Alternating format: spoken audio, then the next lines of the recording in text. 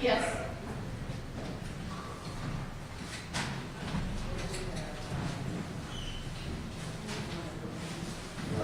Yes, thank you.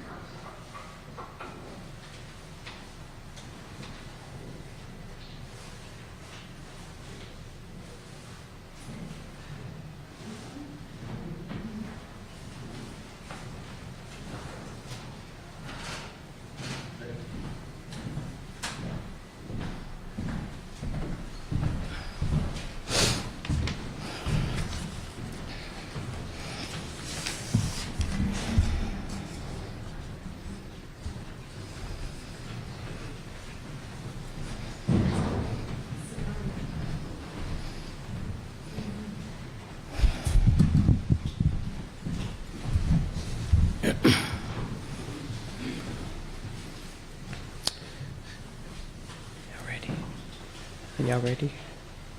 Okay. Good evening. I'm Pamela A. Smith, Chief of Police of the Metropolitan Police Department.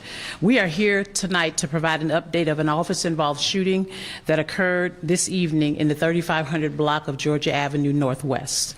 I want to start off by saying any loss of life in our community is tragic, and I want to extend my condolences to the family of the individual who lost his life on today. We are in the very early initial stages of this investigation, and all of the information that I'm going to share with you tonight is very preliminary. At approximately 6:10 p.m., a vehicle was traveling southbound in the 3500 block of Georgia Avenue Northwest when the driver, now known to us as the suspect, drove into oncoming traffic and struck a marked MPD cruiser that was traveling northbound. After the collision, the suspect got out of his vehicle, produced a knife, and reached into the officer's cruiser through the open window and demanded the officer's service weapon while swinging the knife towards the officer. The officer retreated to the passenger seat of the cruiser and gave loud verbal commands for the suspect to get back. The suspect continued to swing the knife towards the officer, and the officer discharged his service weapon.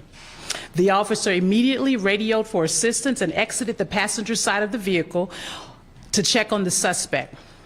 While checking on the suspect's condition, he began requesting for DC Fire and EMS. The suspect got up, picked up the knife, and started walking toward the officer. This is a photo of the knife that the individual used tonight. The officer gave the suspect additional commands to drop the knife. The suspect refused to drop the knife and entered another police cruiser that was further in the block.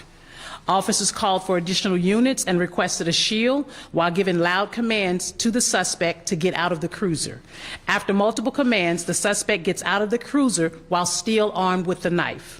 The suspect then approaches a vehicle occupied by a woman in the parking lot of the laundromat. He opened the driver's door of the vehicle while still armed with the knife in his hand and attempted to carjack the vehicle. At this time, one of our officers discharged their service weapon at the suspect, striking him. Officers immediately began providing first aid while providing care until DC Fire and EMS arrived on scene. Despite all life-saving measures, the suspect was pronounced on scene. Agents from our Internal Affairs Division are on the scene conducting the investigation in conjunction with detectives from our Investigative Services Bureau. The case will be independently reviewed, as they always are, for these types of incidents by the United States Attorney's Office. This is yet another reminder of the daily dangers that our officers face protecting the residents and visitors of our city. Thankfully, none of the officers were injured, nor was the occupant of the vehicle injured. The 2 officers who discharged their service weapons have been placed on administrative leave per departmental policy. At this time, I'll take any questions you may have. Yes, sir. Chief, do you have any insight into whether this was connected to the incident earlier today near the Georgia Avenue Metro Station? It was not connected at all. This is a totally separate incident. Was anyone from the Department of Behavioral Health or Crisis Intervention called to the scene at any point before the shots were fired? And I think that's still under investigation as to what other resources may have been requested at that time. As I stated, you know, the individual gets out of the car. He's really enraged and actually makes comments to the officer about hitting his car during that collision, and it just kind of escalated from there. Chief, is there anyone who can give a timeline as to how fast this happened? It sounds like it was Very quick. I can tell you it's very quick, but it's still, when we bring all of the video footage and the body-worn camera together, we'll be able to get a better timeline as to when, we know when it occurred, but to the approximate time period for how long it took for him to walk back to the car, how long it took for him to get out of the police-marked car, how long it took for him to walk over to get to the vehicle that the woman was seated in. So we'll be able to have a better timeline once we complete the investigation. minutes, not an hour. No, not hours. Yes, ma'am, that's correct. There were a lot of details, so forgive me if you want to. Any injuries to officers or that other woman who was involved in this, or not really involved in it? Well, I believe she was involved in it. I mean, to know that someone has a knife in his or her hand and approaches her vehicle while she's seated in the car, I mean, yeah, that she was definitely involved. And there were no injuries to her, thankfully, and no injuries to our officers. Was the suspect who was shot, was he pronounced at the scene or brought to a hospital? He was pronounced at the scene. And just, I know these 2 incidents were unrelated, but can you speak to the community here, whether they live here or go out to eat and shop here? I mean, I can imagine it would be distressing to see such large crime scenes just a block or 2 away. Yeah, and not just distressing for them, but what we do know, I mean, for our community, but also it's challenging for us when we know that these are individuals from the earlier shooting whom we believe had some type of interaction with one another because there was an exchange of gunfire. And then we come to this incident, which is totally unrelated, but an individual who possibly, we don't know his state of mind or whether there was an whether his mind was altered or not, but we do know that something was going on, and clearly, I want to say that the community should feel okay. I mean, we were able to, in the very first incident, make an arrest of one individual, and in this incident, unfortunately, based on the circumstances, this individual, and I say it's unfortunate whenever there's a loss of life in any situation, it's very tragic.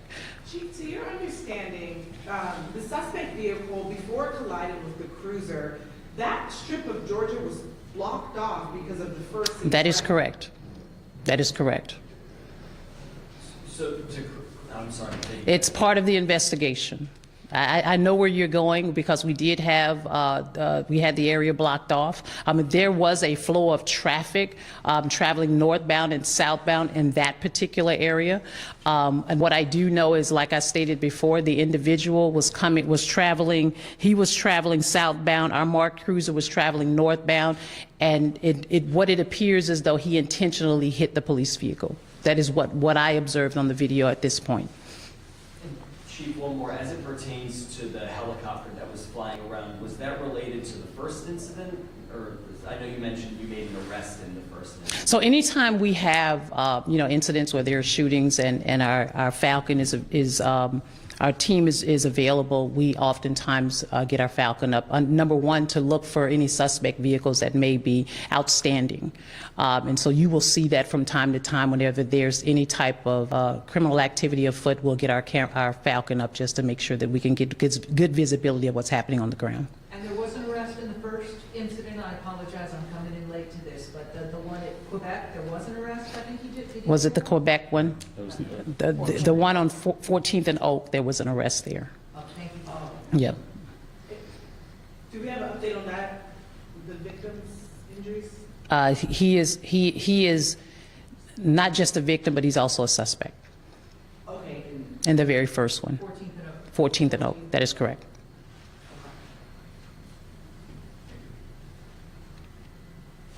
Thank you, Chief. Are you good? Yes, ma'am, thank you. yes, there's a lot happening today.